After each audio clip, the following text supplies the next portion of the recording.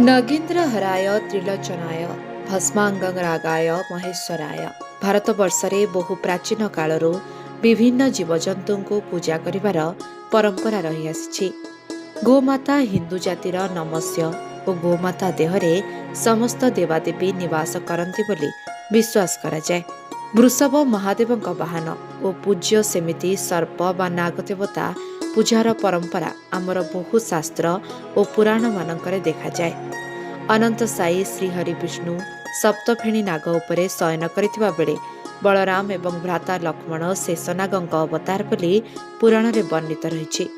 ठीक सेहीपरि अग्रपूज्य श्री गणेश नागदेवता निज गलारे पैता रूपरे ग्रहण करिछंती। यज्ञ आरंभे तोर पूजा उत्तरी कंठे नागराजा। सेहीपरि देवदेव महादेव माँ काली एवं माँ दुर्गांकर अति प्रिय आभूषण हेउछंती नागराजा। महाभारत रे द्वितीय पांडव भीमंक विषलोडु भक्षण जनित विष नागमाने हरण करिथिबा बेले तृतीय पांडव भीम नागकन्या बेलावली को विवाह मध्य करथिले।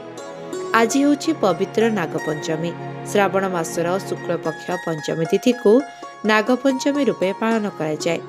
हिंदू मान्यता अनुसार साप को पौराणिक जुगरू देवता रूपरे पूजा करा जाई आसुछि। पौराणिक तथ्य अनुसार श्रावण शुक्ल पंचमी दिन समस्त साप गोष्ठी सेमानंक अभिशापरू मुक्ति पाइबा पई ब्रह्मा को भेटिबाकु जाइथिले। तापरे ब्रह्मदेव सर्प मानंको अभिशापरू मुक्त करिथिले। आहुरी मध्य एक किंवदंती अनुसार भगवान श्रीकृष्ण श्रावण मासर शुक्ल पक्ष पंचमी दिन रे कालिय नाग को जमुना नदी बाहर करी तार गर्भ को खंडन करथिले। सेबेठारो एही सर्प पूजा पालन होई आसुछि। धार्मिक विश्वास अनुसार नागपंचमी दिन नागदेवता को पूजा करी भक्त माने तांको आशीर्वाद ग्रहण करती। विश्वास करा जाए जे एही दिन नागदेवता को पूजा कले सर्प दोषरु मुक्ति तथा कालसर्प दोषरु एवं अकाल मृत्युरु रक्षा मिली थाए।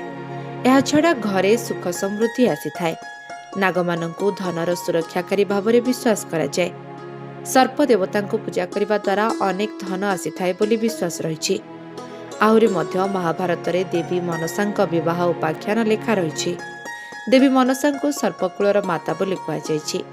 देवी मनसा हेउछंती वासुकी कन्या। से विवाह करथिले जगतकारंकु। मनसांक गोटिए पुत्र जात होइतिला जहार ना थिला आस्तिक। सर्पयज्ञ करी से यज्ञ अनलरे समस्त सर्पजाति को पकई विनाश करने को जाउथबा जन्मजयଙ୍କ ठारू सर्पकूल को आस्तिक रक्षा करथिले। तेणु सर्प मानकर माता रूपरे देवी मनसा को मध्य पूजा करा जाय थाए। विश्वास करा जाय जे केरल रे थिबा नाग मंदिर मन्नार साला रे पूजा पाठ कले संतान प्राप्ति होई थाए बोली लोकमानंकर विश्वास रहिछि। Bureau report live life Odia.